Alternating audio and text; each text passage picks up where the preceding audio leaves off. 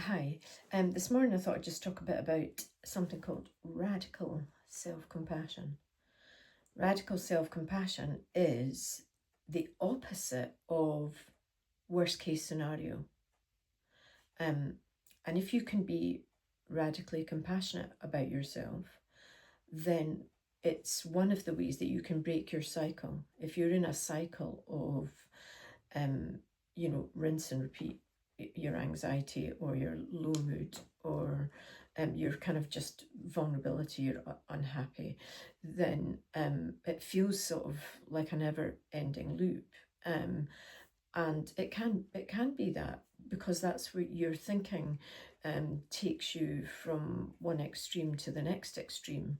And so that's a really uncomfortable place to be. So radical self-compassion is when you notice that and you actually just have a conversation with yourself about it not being necessary, because it's your self-critic.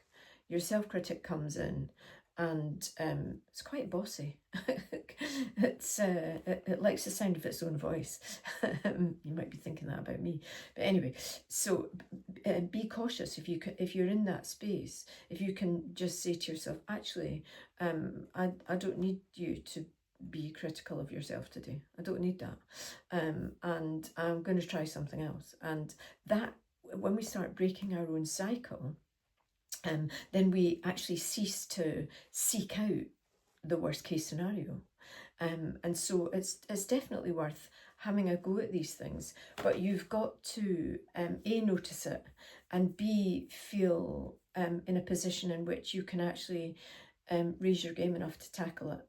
And some days that's not great, and that's okay, because if you just say that's okay, that is a form of radical self-compassion. So you would be noticing that you're not capable of it that day, but maybe the next day you can come to it, after a good night's sleep or something like that. So worth sweating the small stuff. Okay.